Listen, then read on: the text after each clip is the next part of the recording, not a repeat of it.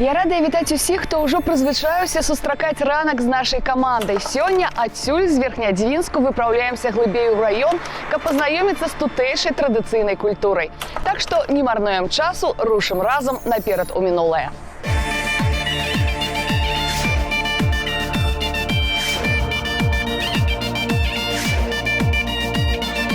Перед Петром пятым днем, вот Лёле пятым днем, разгулялся Иванов. За плячыма гадзіны, кіламетры і 8 у вёсцы Сенькава Верхнядзвінскага раёна. Планавалі талакою зажынаць, але, на жаль, вось такое надвор'е. Таму папросту ладзім вячоркі.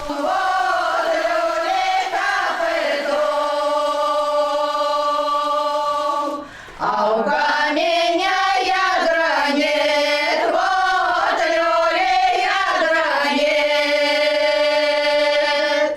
А у мальчика правды нет, вот Лёле правды нет.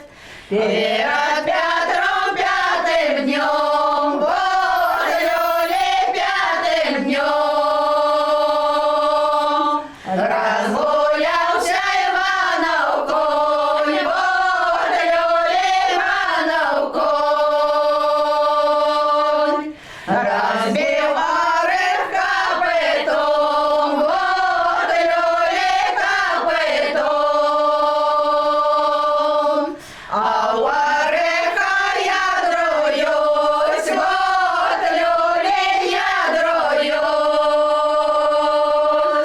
А у девочек правда есть, вот Лёле правда есть.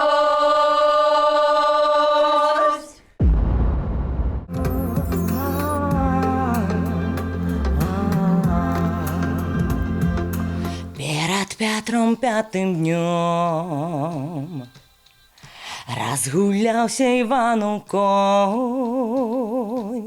Композитор создает песню, аранжировщик дает ей тело, а исполнитель вдыхает душу.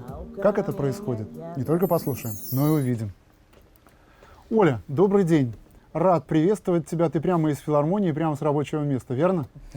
Да, и обратно на рабочее место. Что ты скажешь по поводу песни? Близка она тебе? Чувствуешь ты эту песню? Знаешь ты, как ее исполнить?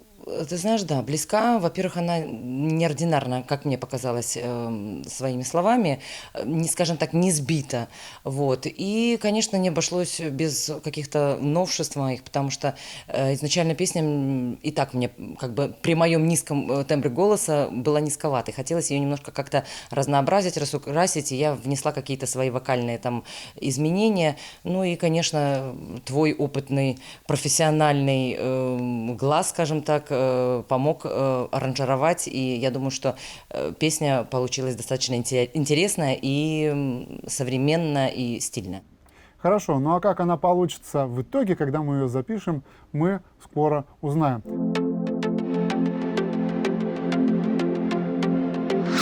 Мы сустракаемся з вами праз пэўны час пасля вандроўкі на самы край краіны. Будзем гасцяваць у Сенькаве, слухаць песні і расповеды пра адметнасці абрадаў і традыцый, а паралельна ў студыі гуказапісу старажытная народная песня пакрысе набудзе іншае, сучаснае гучанне. Апошнім зоймуцца кампазітар Сергей Сухамлін і спявачка Вольга Гарнічар. Вольга Гарнічар, вядучы майстар сцэны Магілёўскай абласной філармоніі, лаўрэат тэлевізійных конкурсаў і фестываляў, выкладчык эстраднага вакалу, уладальніца гранта прэзідэнта Рэспублікі Беларусь у галіне культуры, госці фіналу нацыянальнага адбору конкурсу Еўрабачання 2015, фестывалю «Маладзечна», славянскі базар у Віцебску і іншых. А ўжо сонейка заходзіць, а ўжо сонейка заходзіць. Рано-рано, дына Івана, рано-рано, дына Івана. Сам Господь спас.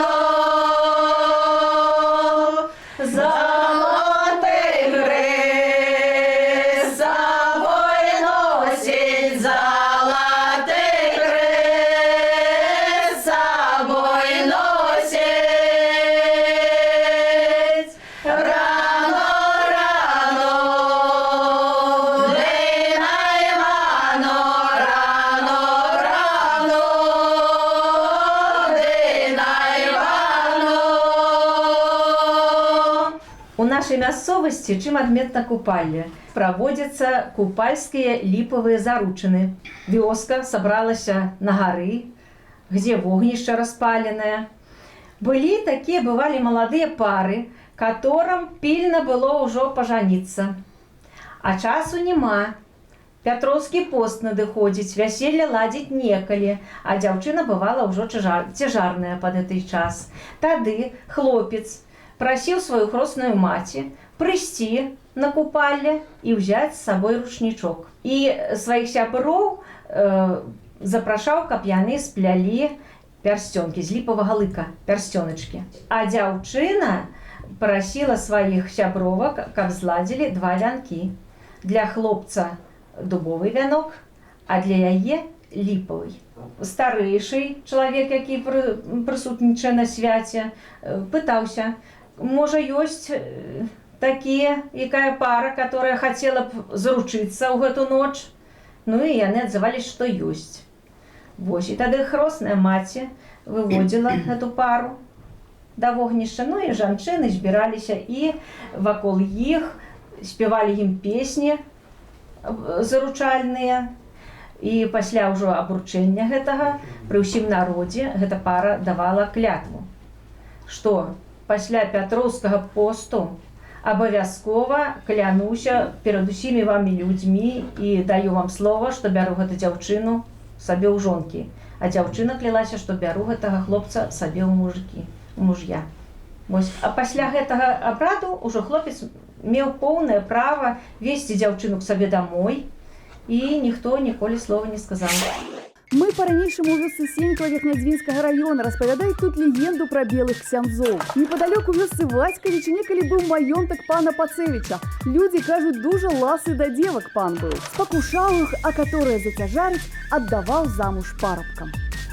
А яшчэ багата ў гэтых мясцінах змеяў вадзілася. Ніякага паратунку ад гадаў не было. Неяк укусіла гадзіна Марыську, батракову дачушку, што вельмі была да пана падобная. Прывёз тады ён рэжацкім трактам 7 дзецюкоў. Ці былі яны святарамі, дакладна невядома, але людзі іх белымі ксяндзамі празвалі. 7 дзён яны хадзілі па 7 кругоў і ўсё нешта гаварылі, узнімалі крыж у гору і клаліся крыжам самі. Перуны білі ў гару мануху, над валатоўкамі блукаў вогненны шар, балота нібы кіпела, а з пушчы даносіліся енк і выццё. Марыська паправілася, а змеі ў пушчы прапалі зусім.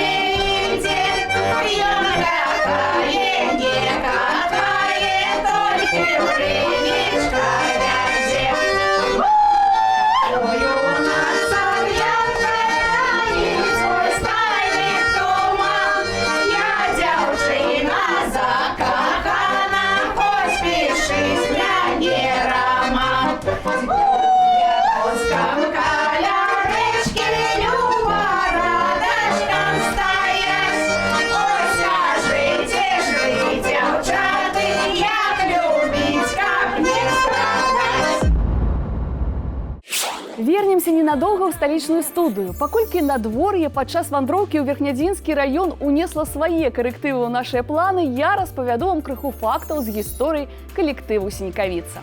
Пачыналася яна ў вёсцы Канчаны, што заўжды славілася народнымі талентамі. Аднаго разу прыехала ў вёску творчая група здымаць фільм «Галасы вякоў» на чале са слыннай фалькларысткай Зінаідай Мажэйка.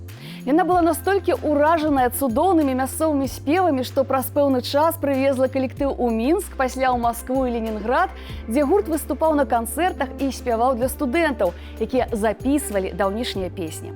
Так быў створаны фальклорны калектыў «Крыніца». Мы вернемся ў Сенькава акурат пасля таго, як пацікавімся, ці ладзяцца справы ў Сергея Сухамліна і Вольгі Гарнічар. Ваня, сделай, пожалуйста, здесь маркер поставь. Разбил камень копытом, а у мальчиков Оля, одну секунду.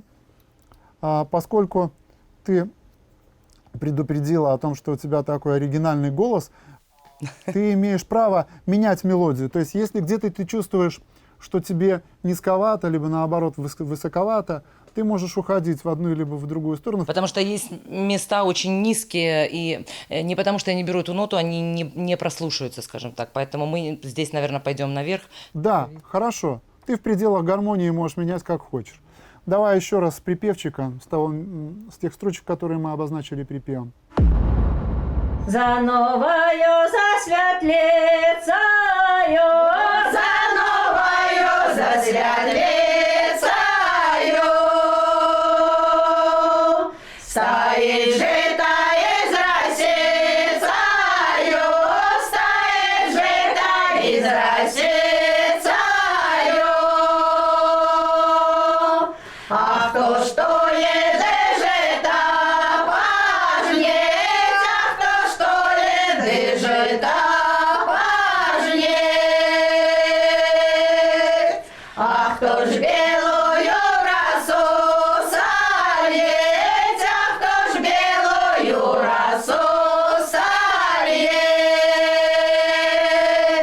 Краснодевица росу злила, краснодевица росу злила. Росой белой умывалась, росой белой умывалась. Как милому сподобалась, как милому сподобалась.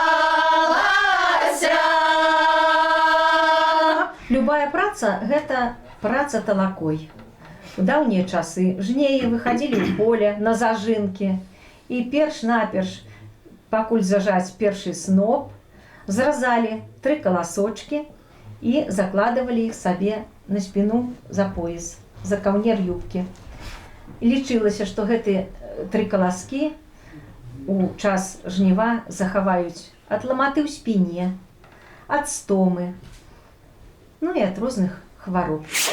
Мы ў вёсцы Сенькава Верхнядзвінскага района. Па пэўных меркаваннях назва яе відавочна пайшла ад імя Сенька, Сямён. А магчыма, маецца сувязь паміж назвамі Сенькава і суседняй вёскі Зенькава, спаленай фашыстамі падчас Вялікай Айчыннай вайны. Праўда, зенькамі тут клічуць зянонаў ці па-мясцоваму зінонаў. Але хто ведае, магчыма, цягам часу адна літара магла і змяніцца.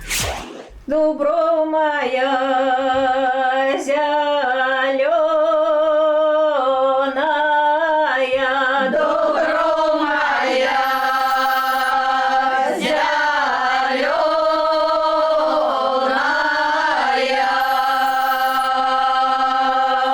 свекровь моя шаленая,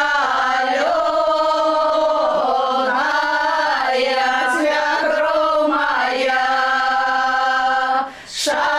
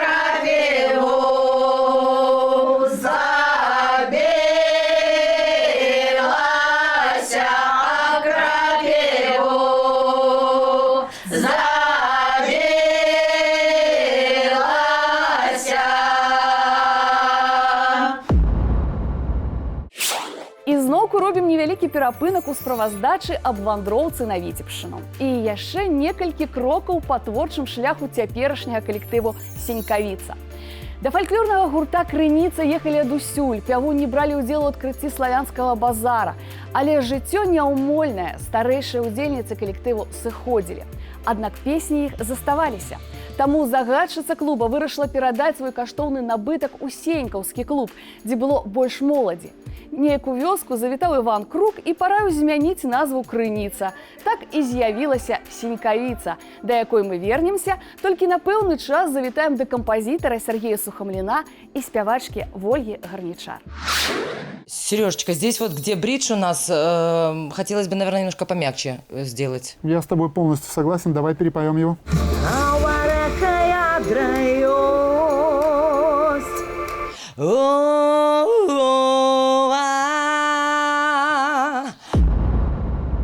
Мы ж тебе, Манечка, Навчать будем, мы ж тебе, Манечка.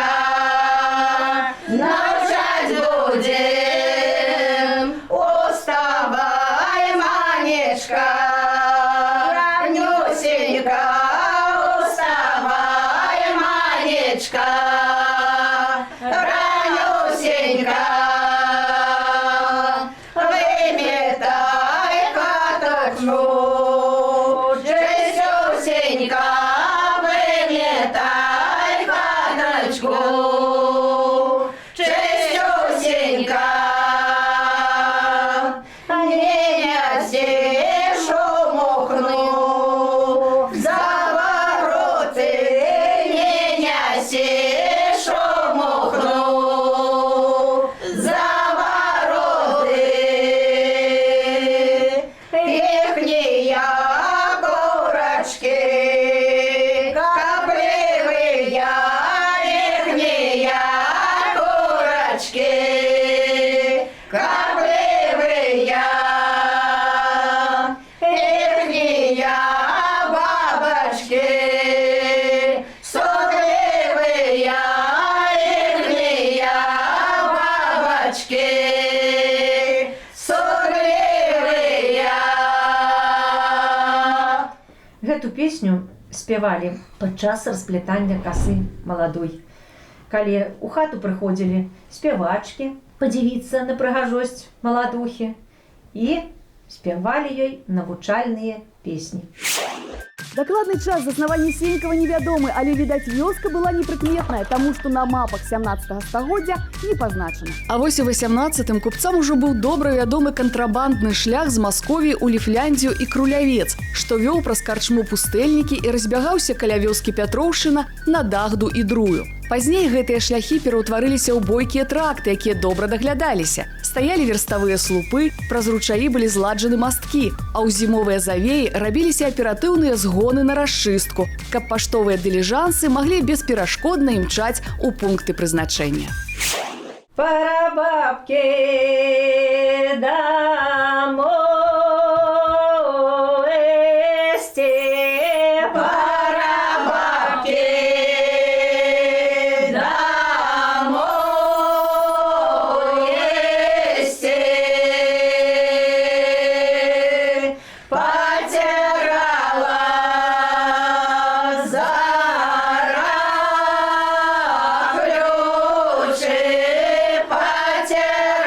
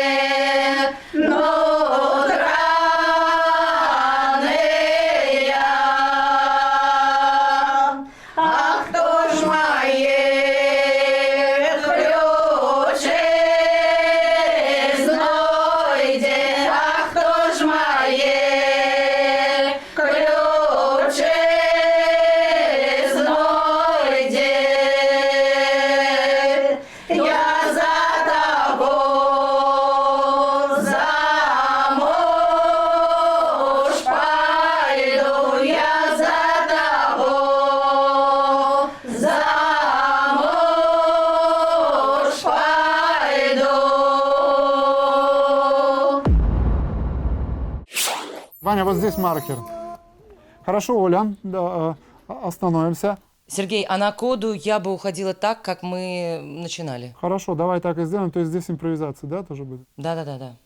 Хорошо, придумывай мелизмы, какие хочешь. Оля, единственное, я тебя попросил бы пропустить вот тот момент, там, где коллектив поет Поняла. свою фразу. Там ты не поешь, а во всех остальных местах заполняй вот это место как. Хорошо.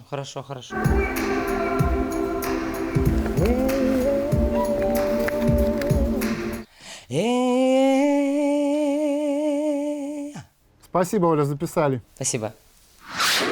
Мы завершили гасцяванне ў Сенькаве пад цудоўныя песні, жыццё якіх працягваецца дзякуючы народнаму фальклорнаму калектыву сенькавіца. Цяпер жа адна з іх набыла другое дыханне і дзякуючы супольнай працы кампазітара Сергея Сухамліна і спявачкі Вольгі Гарнічар. Так што варта паслухаць перад Пятром 5-м днём і прызначыць сустрэчу праз тыдзень. Нас чакае падарожжа ў самы паўночны раён Беларусі – Расонскі.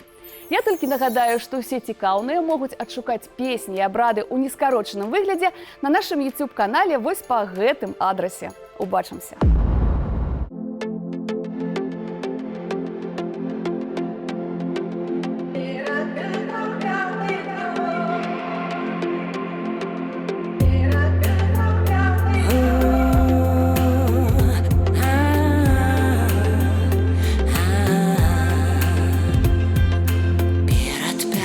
Пятым днем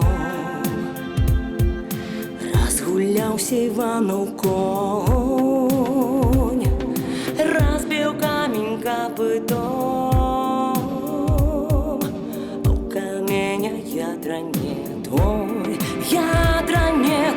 Перад Пятром 5-м днём разгуляўся Іванаў конь.